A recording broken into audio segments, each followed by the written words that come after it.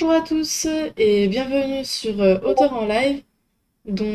Aujourd'hui c'est Lucie que nous allons écouter qui va nous présenter son roman. Lucie, je te laisse te présenter. Bonjour à tous. Lucie, j'ai 41 ans, j'habite la région lyonnaise. Je suis enseignante et j'ai aussi deux petits loulous, un Raphaël de 10 ans et une petite Suzanne qui va bientôt avoir 7 ans. Et voilà. J'ai édité cette année mon premier roman et le deuxième est en cours de finalisation.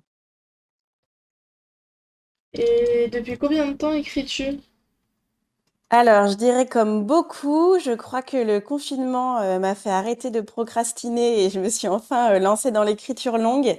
Mais j'écris quand même depuis, voilà, depuis assez longtemps, depuis que je suis petite. J'ai en souvenir de particulièrement apprécier quand il y avait des rédactions à faire à l'école, au collège et au lycée. Après, j'ai intégré des ateliers d'écriture et puis j'ai aussi un petit peu écrit voilà, des petites scénettes ou des petits sketchs de théâtre.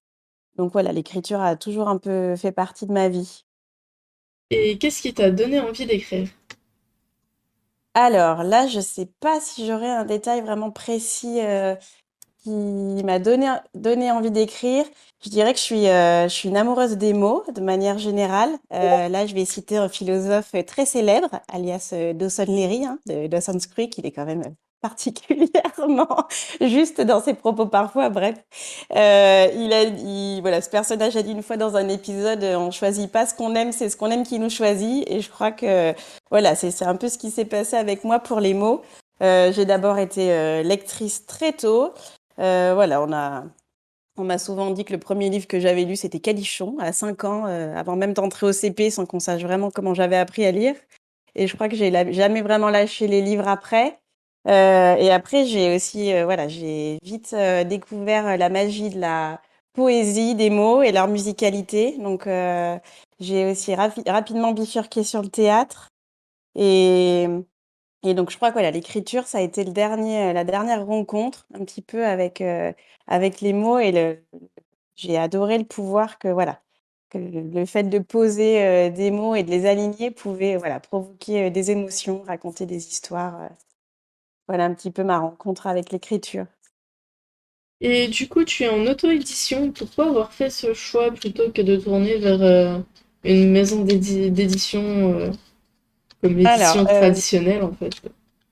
on- quand j'ai eu fini d'écrire ce roman, voilà, qui est sorti un petit peu de nulle part d'ailleurs, je me suis lancée sans vraiment savoir où j'allais. J'avais un petit peu une idée de départ, mais je me suis laissée un petit peu porter par mes personnages et là où ça m'emmenait. Et quand je l'ai eu fini, alors je l'ai soumis à quelques maisons d'édition, mais je crois que j'avais pas forcément bien ciblé. Et finalement, j'ai même pas eu la patience d'attendre des retours. J'avais envie de finaliser ce projet-là.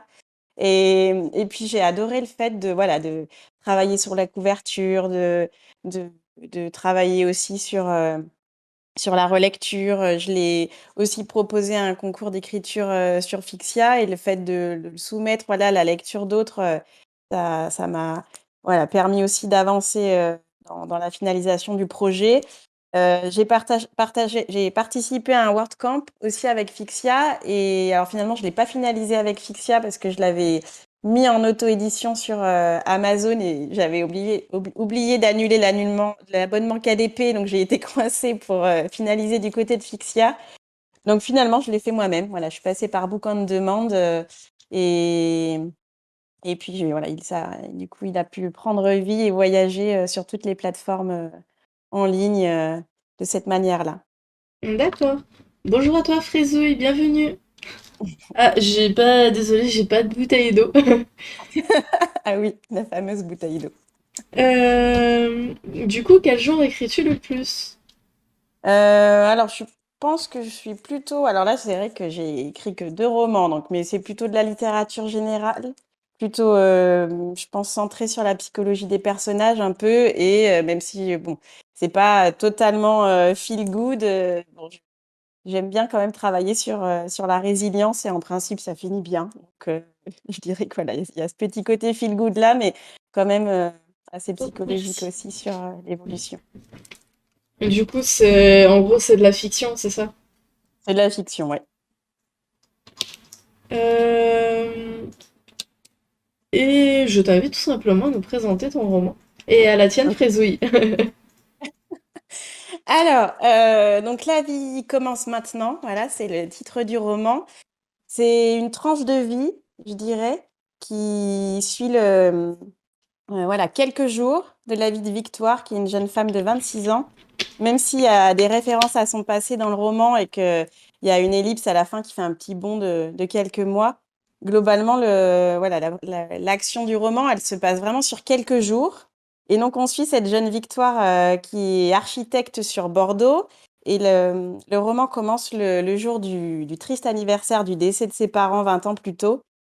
Et le même jour, elle va avoir un peu voilà, un accrochage avec sa supérieure hiérarchique qui va un petit peu la bouleverser aussi. Et quelques jours plus tard, alors qu'elles vont de nouveau avoir un échange, Colline, donc sa supérieure hiérarchique, va l'amener un peu à s'interroger sur voilà, sur ce qui fait que son passé continue de la hanter un peu et que si elle veut vraiment développer tout le potentiel qu'elle a en elle, il faut peut-être qu'elle aille faire la paix avec ce passé. Donc ça finit de convaincre Victoire qu'il est temps effectivement voilà, d'aller se confronter à son passé un peu douloureux pour voilà, comprendre qui elle est et enfin avancer. Donc, encouragée par son meilleur ami Bastien, voilà, qui est dans le même cabinet d'architecte qu'elle, elle prend l'avion, direction Lyon, et elle redécouvre la maison familiale qu'elle n'a pas revue depuis 20 ans. Elle fait la rencontre des voisins qui étaient déjà les mêmes 20 ans plus tôt. Et puis, elle va un petit peu, voilà, en réintégrant cette maison, finalement, découvrir son passé, comprendre un peu son héritage, d'où elle vient, qui étaient ses parents, est-ce qu'elle a des liens communs avec eux, qu'est-ce qui fait qu'elle est ce qu'elle est aujourd'hui. Et puis, voilà, lors de ce voyage, elle va aussi faire une rencontre déterminante dans l'avion et finalement, petit à petit, accepter qu'elle peut aussi vivre le présent sans avoir peur de ce qui peut arriver. Donc voilà, on est un peu sur un triptyque comme le triquetra sur la couverture l'implique un peu passé, présent, futur. Et finalement, elle comprend que le credo que sa grand-mère ne cessait de lui répéter, on ne peut pas échapper à son destin, bah, c'est pas forcément une malédiction, et que ça peut être une chance. Et que, bah voilà, en restant quand même maître de ses décisions et puis un peu voilà, la capitaine un petit peu de son âme, elle peut, et en se faisant confiance, elle peut aussi voilà, faire la paix avec cette petite fille qu'elle était et enfin avancer. Voilà. Donc, c'est un roman assez court, mais voilà, qui permet vraiment de suivre voilà, sur quelques jours ce personnage de Victoire et montrer comment, justement, en quelques jours, tout peut basculer et la vie peut un petit peu changer. Et si tu devais nous décrire ton roman en une phrase? En une phrase, je dirais que sans doute que, que c'est en faisant que le futur s'écrit un petit peu en faisant ce détour par le passé et en ayant confiance au présent qui s'offre à nous. Euh, Et du coup, est-ce que tu as un projet pour enfin des projets pour 2022-2023 en termes d'écriture? Donc, en termes d'écriture, voilà, je viens de faire partir quand même en édition de quelques exemplaires mon deuxième roman, qui est centré d'ailleurs sur un personnage du premier. Mais qui n'a rien à voir, mais voilà, j'ai décidé de centrer sur un personnage du premier. Donc on retrouve Victoire à un certain moment du livre, même si dans la temporalité, là, c'est l'inverse. On n'est plus du tout sur justement quelques jours, mais plutôt une vie, parce qu'on suit un personnage à des anniversaires clés de sa vie. Voilà, donc de ses 10 ans à ses 38 ans, parce que je me suis quand même arrêtée en 2021 ou 2022, non, 2021. Voilà, donc j'ai ce projet-là qui est en train de se terminer, qui est encore sur cette thématique un petit peu de la résilience, mais voilà, avec un personnage complètement différent. Et j'ai envie de changer de genre et voilà, donc je suis en train de me lancer là dans l'écriture, peut-être plutôt d'un espèce de road trip un peu un petit peu policier aussi, voilà, pour changer de genre et essayer d'aller me confronter à autre chose dans l'écriture. D'accord. Et est-ce que tu as un conseil à donner aux personnes qui souhaitent se lancer? Alors, je- pas vraiment, je dirais que se faire plaisir, se faire confiance, avoir, voilà, croire en ses idées et puis, et puis essayer d'apprécier chaque temps de l'écriture, que ce soit, la construction du personnage, imaginer les intrigues, même si parfois, voilà, on se laisse porter et un peu dépasser par, là où ça nous emmène et puis tant pis, c'est pas si grave, on peut pas forcément tout contrôler. Et puis, pas perdre espoir quand il faut repasser par la phase de relecture et de relecture et de re-relecture qui est parfois, particulièrement, heu, pas toujours gratifiante et finalement quand on arrive au bout du projet, voilà, on est, plutôt fiers donc se faire plaisir à chaque étape, de notre projet.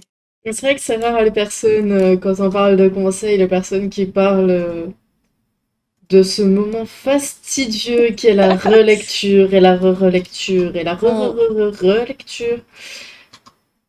et voilà, C'est c'est un une moment étape qui prend du indispensable. temps et qui, oui, pour le coup, qui est indispensable. Mmh. Et nous allons passer aux questions surprises.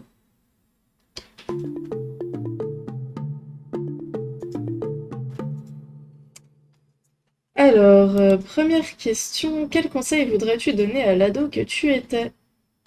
Ah! Je ne sais pas si elle m'a vraiment quittée, mais je crois que j'aurais pas vraiment de conseils. Elle était déjà, heu, pleine de projets, pleine de passion. Je lui dirais de continuer à être ce qu'elle est, que la vie va pas être, une ligne droite bien tranquille, mais que globalement, voilà, son énergie et sa joie de vivre feront qu'elle s'en sortira toujours, donc qu'elle continue le même cap. Et ton film préféré? Ah! Mon film préféré. Alors je crois que Les Goonies reste quand même mon film de cœur.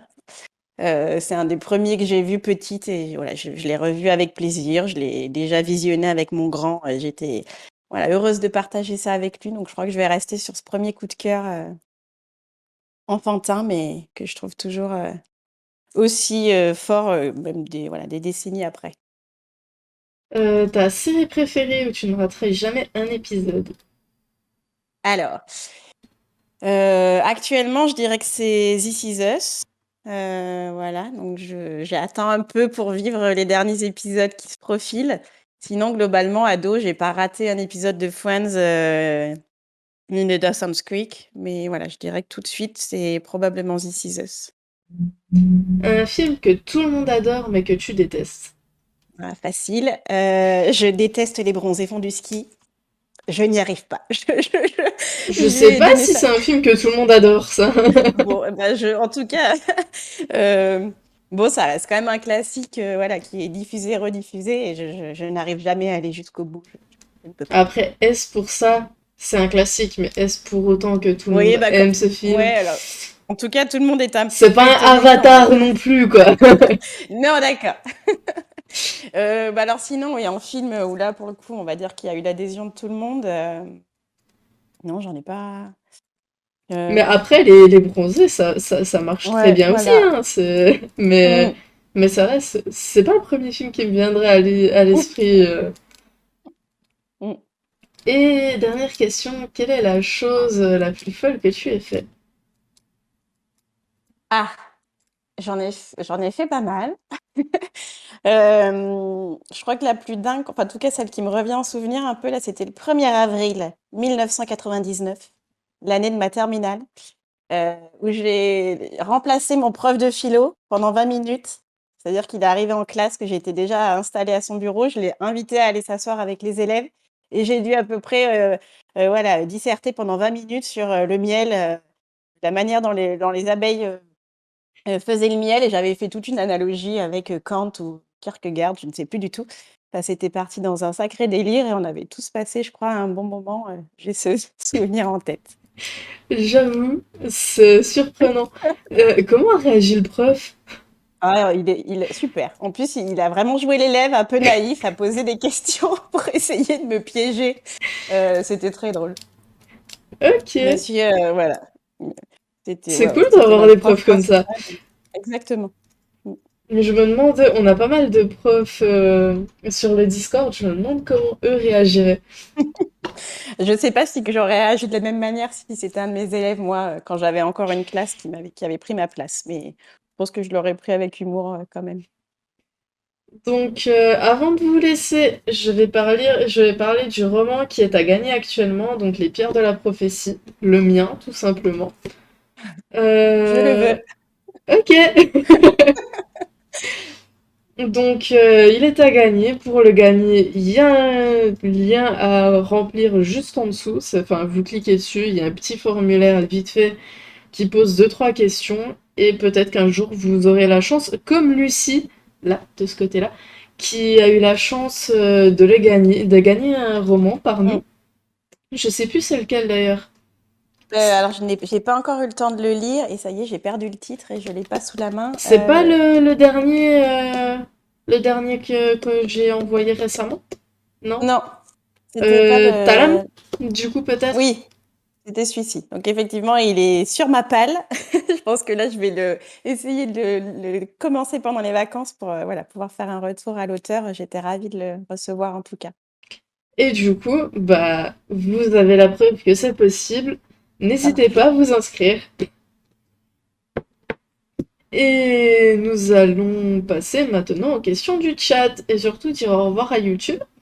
Donc, au revoir à la VOD. Si vous avez aimé cette vidéo, n'hésitez pas à aimer, à à poser vos questions en commentaire, à dire ce que vous avez pensé de cette vidéo. Si vous avez des questions, Lucie viendra y répondre. Et voilà. À Avec bientôt! plaisir.